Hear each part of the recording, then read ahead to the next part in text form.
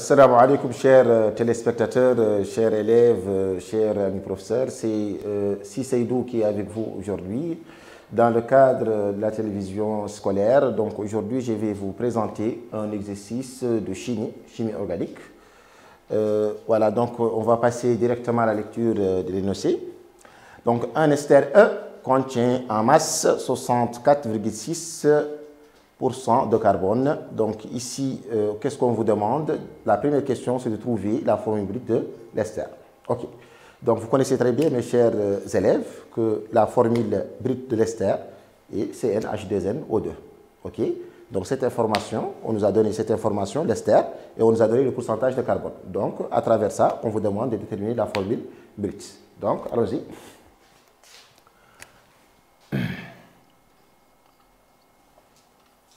La formule brute de l'ester E. Donc, on va abréger ça comme ça. Donc, qu'est-ce qu'on sait? On sait que l'ester, c'est CnH2nO2. Donc, ça correspond à 100%. OK. Donc, pourcentage de carbone. Donc, carbone, c'est 12N. Ici, correspond à 64,6%. Donc, on va faire produit en croix. Et ce qui nous donne ici, c'est bien sûr 12N plus 2N, ça fait 14N, plus 32, O c'est 16, fois 2 c'est 32, correspond à 100%.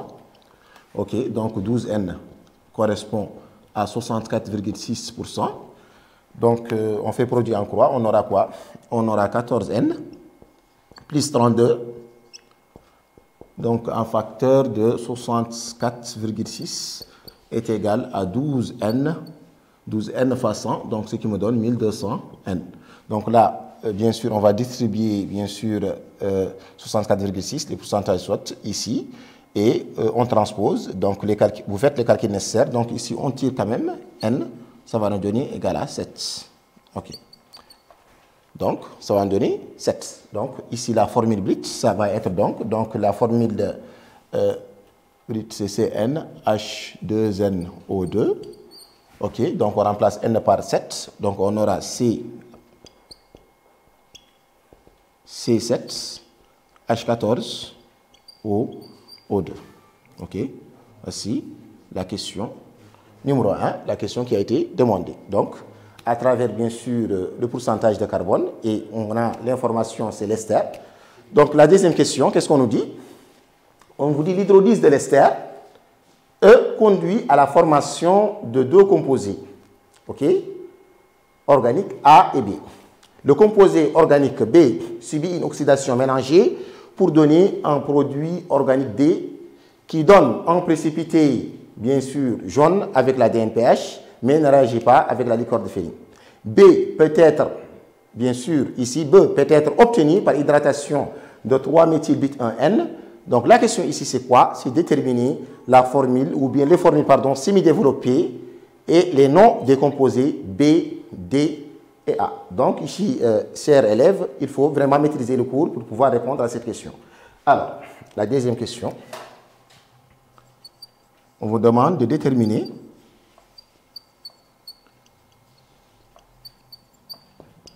formule semi-développée et non. De quoi? De B, D et A. Donc B d'abord. Quelles sont les informations qu'on a pour déterminer, bien sûr, les formules semi-développées? Mais bien évidemment, bien avant de déterminer la formule semi-développée, il faut au préalable connaître la formule brute. Donc qu'est-ce qu'on nous a dit? On nous a dit que B s'oxyde en D. Et D qui est positif avec la DNPH, mais qui est sans action avec la liqueur de féline, ok, qui est négatif. Donc, ici, cette phrase, simple phrase, nous renseigne que ici, D est une cétone, et la cétone émane de l'alcool secondaire. Donc là, on sait que B est un alcool secondaire. B est un alcool secondaire. Je vous rappelle un tout petit peu, l'oxydation mélangée d'un alcool primaire s'oxyde en aldéhyde, aldéhyde s'oxyde en acide carboxylique, bien sûr, mais l'oxydation mélangée d'un alcool secondaire s'oxyde en cétone et ne s'oxyde pas, les alcools tertiaires ne s'oxydent pas. Mais ici, là, ce n'est pas un tout petit peu suffisant pour connaître quand même la formule brute et passer directement à la formule semi-développée. Mais qu'est-ce qu'on nous a dit? On nous a dit B peut être obtenu par hydratation de 3-méthyl but 1N. OK? Donc ici, on voit très bien, quand on utilise la formule de Markovnikov, l'hydratation, bien sûr, d'un alcène dissymétrique conduit à 2 classes d'alcool. OK? Majoritaire et minoritaire, ça veut dire l'alcool secondaire. Mais là, il est clair que l'alcool obtenu est un alcool secondaire, n'est-ce pas? Mais ce qui nous intéresse ici, c'est quoi? C'est le nombre de carbone que contient, bien sûr. Alors, ici, on sait que l'alcool est secondaire, mais on ne connaît pas le nombre de carbone que contient l'alcool, B. OK? Il est clair que B est un alcool. Alors, maintenant, le 3-méthylbut-1N, cela signifie que dans sa chaîne, la chaîne comporte, bien sûr, la chaîne la plus longue, bien sûr, comporte 4 carbones, et il y a une ramification. Donc là, il est clair que B, pour la formule B, on aura quoi? On aura 1, 2, 3, 4, et il y a une ramification. Donc on compte ici 1, 2, 3, 4, ok? Et là, il est clair que l'alcool est secondaire, donc il ne peut être qu'ici, ok? Donc c'est H3 en complète, H3. Et l'oxydation ménagée, c'est bien sûr une transformation chimique au cours de laquelle la chaîne carbonée reste non modifiée. Ok. Donc ici, pour la formule semi-développée de B, comment je le suis, c'est très simple. B, je sais que c'est un alcool. Comment? Parce qu'il s'est oxydé en D qui est positif avec la DNPH, mais négatif avec la liqueur de Ferring. Donc D ici est une cétone, c'est très clair. Donc, et la cétone émane de l'alcool secondaire. Donc je sais que c'est un alcool secondaire. Ok.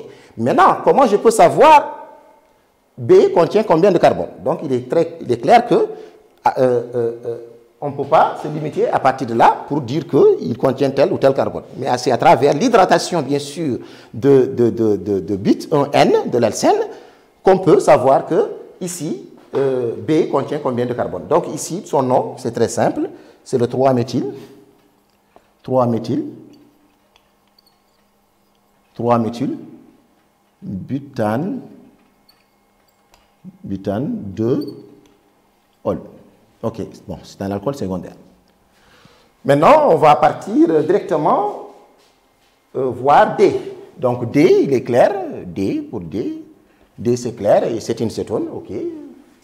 C'est une cétone, donc on aura 1, 2, 3, 4. Ici, il y a une ramification, ok. Et là, si vous voulez, là, hein, donc c'est H3.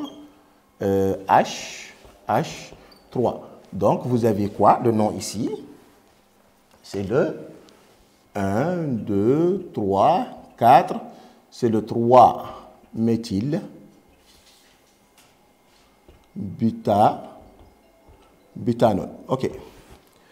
Maintenant, pour le A, attention, pour le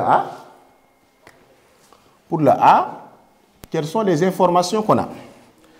Donc, on doit remonter un petit peu le début de l'exercice. On a dit que l'hydrolyse de l'ester E, ok, l'ester E, ça veut dire plus H2O, conduit à deux composés, A et B. Et A, on a dit que c'est un alcool, ok. Donc, B étant un alcool, mais A ne peut être ici que un acide carboxylique. Ok. Bien évidemment, la réaction, elle est limitée, c'est clair. Ok. Sens 1, sens 2. Ok. Maintenant, ici, A étant un acide carboxylique. Maintenant, on veut savoir l'acide carboxylique contient ici combien de carbone. Mais c'est très clair. Ici, on sait que l'ester, pour l'ester, hein, l'ester contient 7 carbones. Ok. Et B, c'est l'alcool, contient combien? 5 carbones. Attention, ce n'est pas 4 carbones, c'est 5 carbones. OK? La formule brute ici, 1, 2, 3, 4, 5 carbones. Donc, pour déterminer la formule brute de A, ici, pour A, il suffit juste de mettre 7 carbones moins 5 carbones, puisque l'ester égale à acide plus alcool. OK? Donc, le nombre de carbone d'acide plus le nombre de carbone d'alcool émane de l'ester. Donc, ici, ça contient 2 carbones. Donc, ici, il est clair que pour l'ester, pour l'acide carboxylique A, ça sera l'acide éthanoïque. l'acide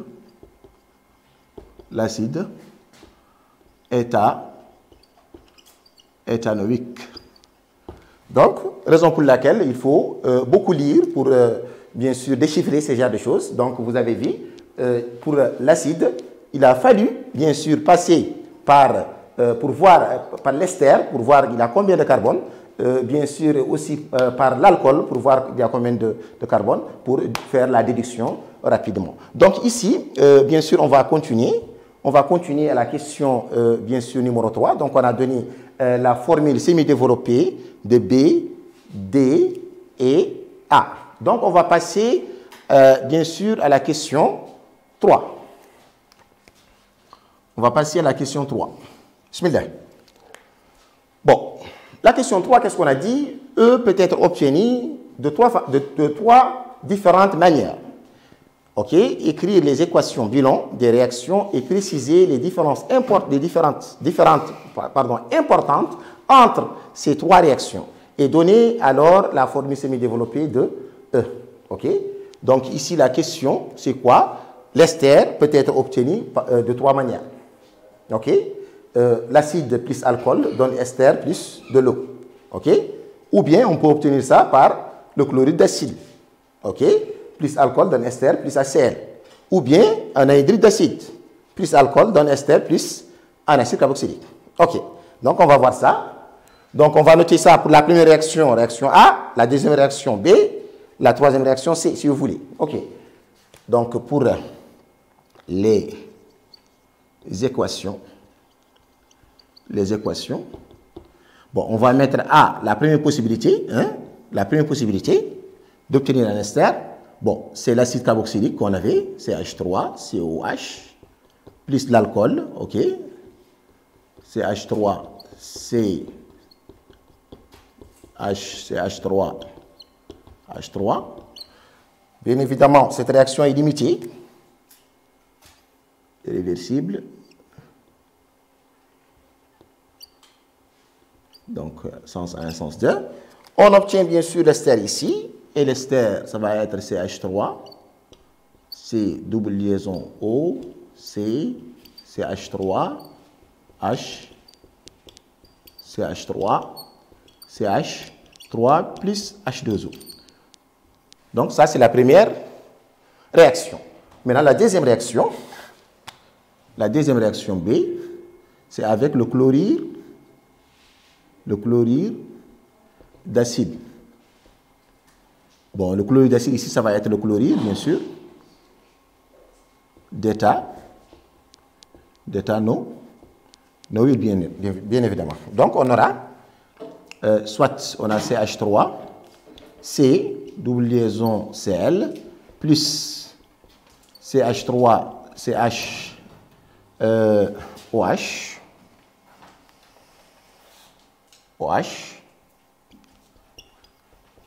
CH3, CH3.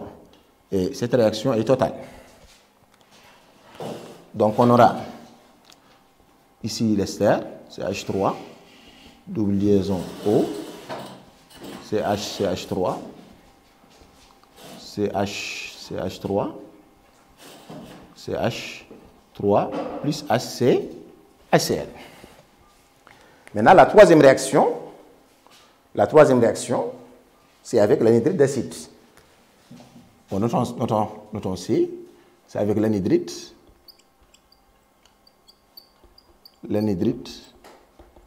d'acide. OK? Bon, ici, l'anhydride d'acide, ça va être l'anhydride d'éthanoïque. L'anhydride, ça va être l'anhydride d'éthanoïque. Bon, là, vous revenez sur les leçons, c'est deux acides carboxyliques. Donc, ici, ça va être CH3, C, double liaison O, CH3, plus l'alcool, CH3, COH, CH3 et CH3. Et la réaction est toujours là, totale. Donc, on aura l'ester, CH3, C double liaison O, CH, CH3, CH, CH3, CH3. Plus l'acide. Donc là, on va prendre un acide plus l'alcool, ça va rester un acide. COOH. Donc voici les trois équations qui ont été demandées. Donc la première équation, c'est l'acide plus l'alcool donne SF plus de l'eau. La réaction est réversible, bien sûr. Et la deuxième équation, c'est avec le chlorure d'acide. OK? Le chlorure d'éthanoïl plus, bien sûr, l'alcool donne, bien sûr, l'ester plus HCl. Et la troisième équation, ici, c'est avec, bien sûr, l'anhydride d'acide plus alcool, et ça donne ester plus acide carboxylique. Alors, on nous a dit que la différence, bien sûr, qui existe entre la première, la deuxième et la troisième. Bon, on va voir pour A, pour la première réaction A, c'est une réaction qui est lente, c'est une réaction qui est limitée ou réversible, si vous voulez, et c'est une réaction qui est athermique, qui se fait sans température.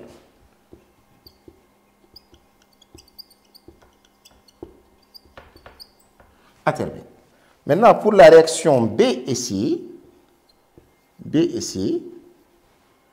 bon, ce sont des réactions.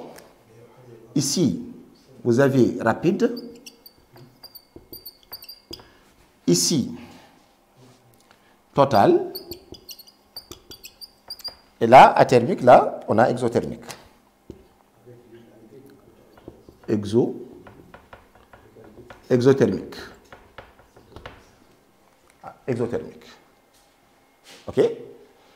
Donc, la première réaction, elle est lente, limitée, athermique. C'est la réaction d'estérification qu'on connaît.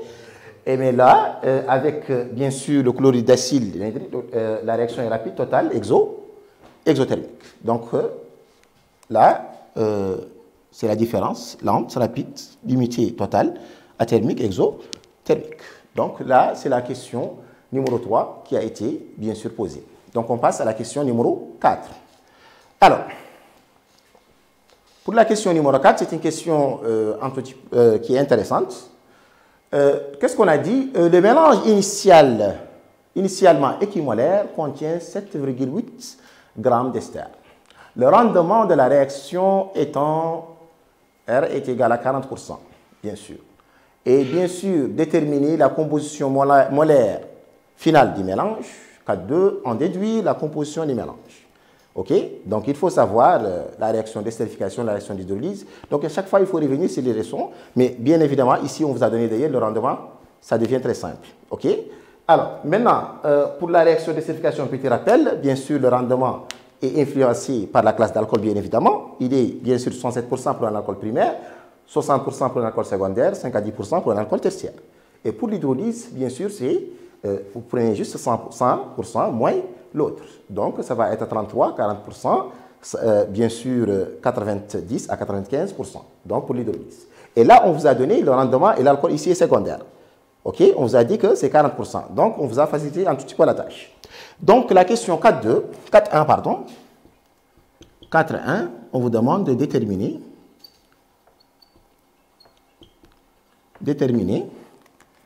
la composition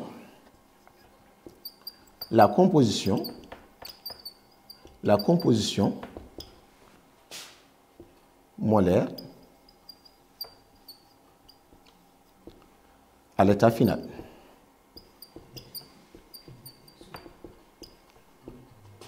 L'état final, bon, à l'équilibre, c'est pareil. OK.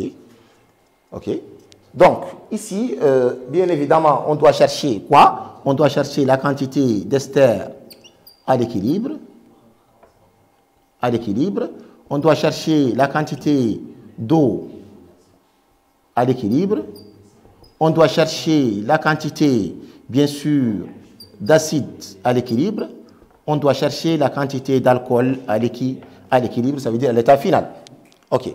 Maintenant, pour le chercher, il va falloir, bien sûr, on peut bien sûr s'aider par un tableau d'avancement, mais bien évidemment, ici, on a des informations quand même. On nous a donné la masse d'ester initiale, on nous a donné la masse, on a bien sûr la masse moléculaire et on a le rendement, bien sûr, de la réaction.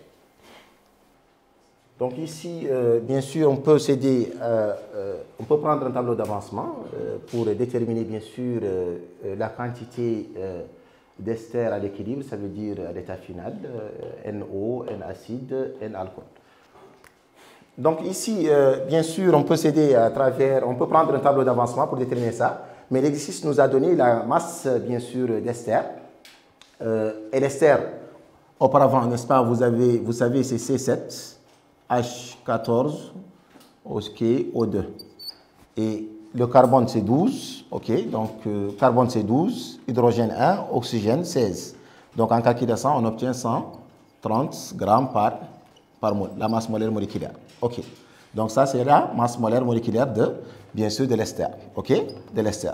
Maintenant, N-ester initial est égal à quoi? Petit m, c'est le grand M. Et petit m, l'exercice a donné, c'est 7,8 divisé par 130. Et ce qui nous donne 6 fois 10 puissance moins 2 mol. Donc, le mélange étant équimolaire, la quantité d'ester est égale à la quantité d'eau. Mais il faut savoir, il s'agit de quel type de réaction? C'est la réaction d'hydrolyse. Ça veut dire que c'est ester plus eau donne acide plus alcool. Donc là, on peut utiliser bien sûr le tableau d'avancement. OK. Là, vous avez l'équation. OK. Ici, vous avez l'ester plus eau donne acide plus alcool. Et vous avez l'avancement, OK, de la réaction. Ça, c'est l'état du système. OK. Donc, vous avez 3 états, initial, intermédiaire et final. Et final. Donc ici, la quantité de matière en mol. OK? Donc là, vous avez l'ester, l'eau, acide et alcool. Alors, là, vous avez à l'instant t égale à 0, x égale à 0. L'instant t différent de 0. Vous avez x t final, vous avez x final. OK? Donc ici, on a la quantité initiale d'ester, OK, et qui est égale à 6 fois 10 puissance moins 2. OK? Donc vous avez la quantité initiale d'acide, OK, qui est égale à 6 fois 10 puissance moins 2. Donc on peut utiliser ça après. Et à l'instant t est égal à 0, il ne se forme rien. Donc ici, on a 0, 0. Donc, vous avez la quantité initiale ici d'eau, OK, qui est 6, 10 puissance moins 2, 0, 0. À l'instant t différent de 0, bien sûr, on peut utiliser 6 fois 10 puissance moins 2, OK, moins x, 6 fois 10 puissance moins 2, puisque le mélange, on a dit que c'est équimolaire, moins x, OK, x. Donc, 6 fois 10 puissance moins 2, moins x final, 6 fois 10 puissance moins 2, moins x final. Donc, ici, qu'est-ce qu'on cherche? On cherche, bien sûr, donc on peut commencer par la quantité d'acide final à l'équilibre. Donc, on peut s'aider à travers le rendement. On a le rendement. Donc, le rendement est égal à quantité d'acide à l'équilibre sur la quantité initiale d'ester. OK, et ça, on l'a, n'est-ce pas? Donc, ce qui implique à dire que la quantité d'acide à l'équilibre est égale au rendement multiplié par la quantité initiale d'ester. OK. Donc, bien sûr, le mélange est équimolaire. Donc, la quantité d'acide sera égale à la quantité d'alcool. OK. Alors, donc là, pour la quantité d'acide à l'équilibre est égale, donc le rendement est de 40%, ça veut dire 0,4 fois, bien sûr, 6 fois 10 puissance moins 2. OK, 6 fois 10 puissance moins 2.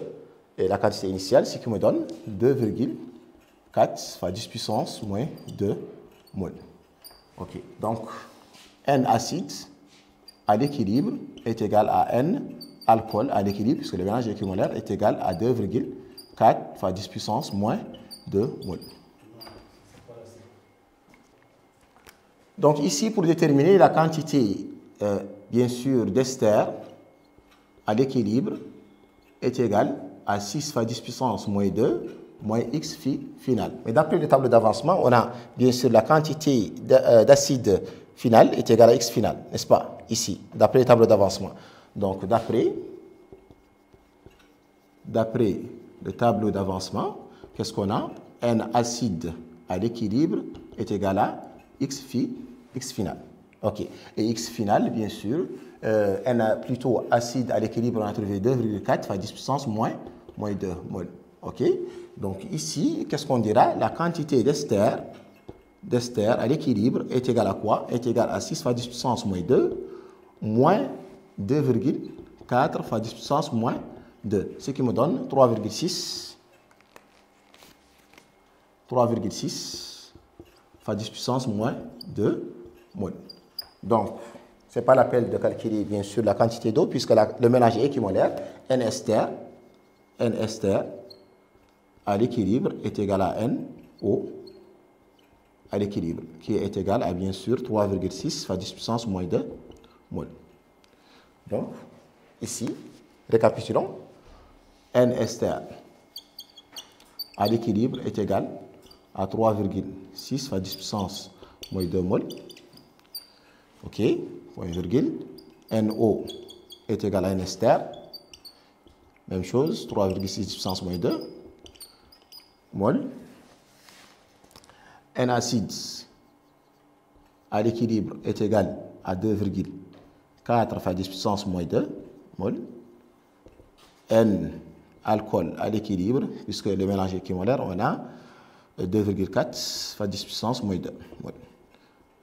Moins 2. Donc ici c'est OK. Maintenant on vous demande bien sûr de déterminer la composition molaire massique. OK, la composition molaire massique. Ce n'est pas terminé. La question 4.2. 4.2. La composition molaire massique. Donc, il suffit juste de multiplier par la masse molaire moléculaire, c'est très simple. OK. Donc, on avait dit que pour ester, la masse finale de l'ester est égale à N ester final fois grand M. Et la masse de l'ester, bien sûr, vous savez très bien, c'est égal à 130. Donc, ici, il suffit juste de prendre pour donc 3,6 fois 10 puissance moins 2 fois 130. Ce qui me donne 0,468 mol. Ce qui me donne, bien sûr, ici, ce qui me donne 0,468, bien sûr, grammes. Et là, pour la masse d'eau est égale à petit m est égal à grand M, petit n, O, équilibre fois grand M, O. OK, et ça, 3,6 fois 10 puissance moins 2, fois la masse d'eau, c'est 18, ce qui me donne 4,68 grammes.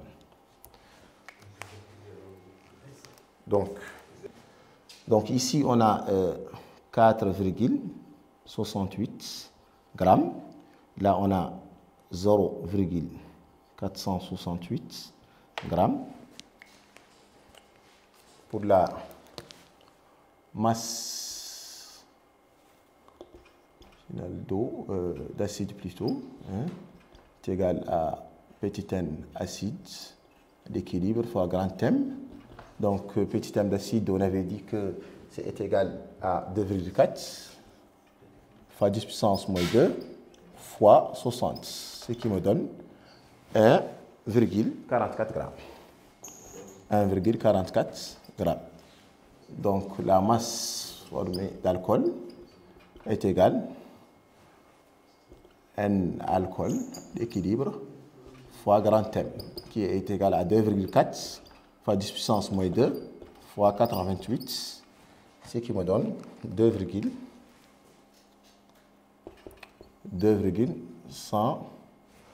112 grammes.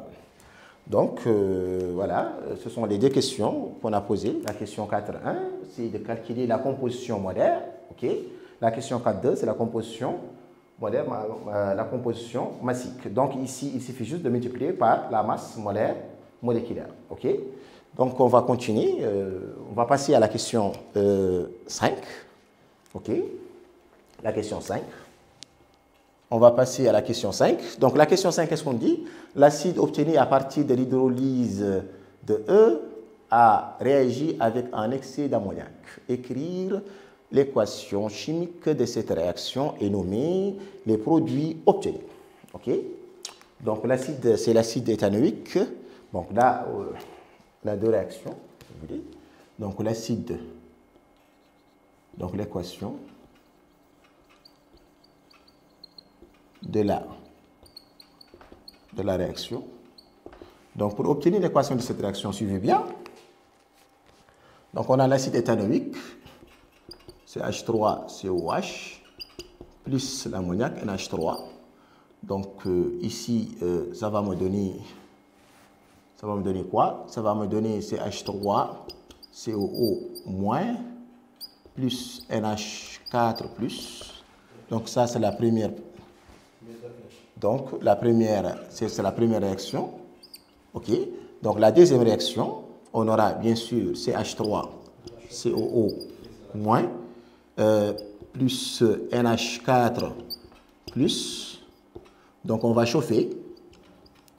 Et ça va nous donner, bien sûr, l'amide, CH3, C, double liaison, NH2, plus H2, H2O. Donc, voici l'équation. Donc, le produit obtenu, bien sûr, c'est l'amide ici. C'est l'amide. On a CH3, C, double liaison, NH2. Donc, c'est l'état namide. OK. Et bien sûr, c'est l'état namide. Donc ici, on vous demande la question 6. L'ester E réagit avec l'hydrolyse avec l'hydroxyde de potassium. Alors, on demande d'écrire l'équation chimique de cette réaction et nommer le produit obtenu et citer les caractéristiques. OK. La question 6. La question 6. Donc l'ester E, donc l'équation d'abord. L'équation de la réaction. L'équation de la réaction, qu'est-ce qu'on a pris? L'ester plus, bien sûr, l'hydroxyde de sodium est une base forte et ça va nous donner un savon plus alcool. OK? Donc ici, on a CH3, c'est double liaison O. C'est pas, il faut rappeler l'ester qu'on a fait dans les questions 2. Donc, c'est H3, CH3. OK? Maintenant, plus, bien sûr, l'hydroxyde de sodium, Na, plus OH-. Et c'est qu'on aura.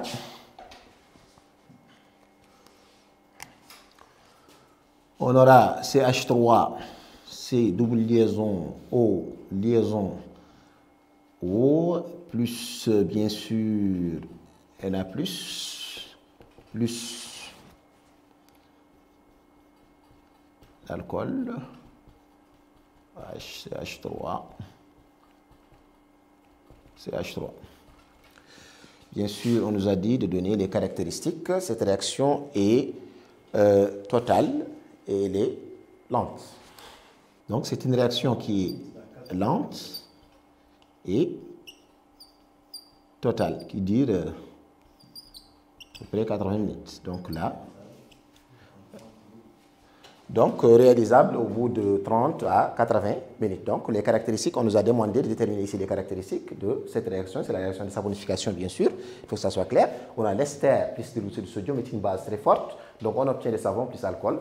C'est une réaction, bien sûr, qui est réalisable au bout de 30 à 80 minutes. Et là, les caractéristiques, la réaction, elle est lente et elle est total. Donc, mes chers élèves, au salam, j'espère que ça vous a servi à quelque chose. Donc, c'est un résumé un tout petit peu du cours. Bien évidemment, ça ne peut jamais remplacer le cours. Et au salam.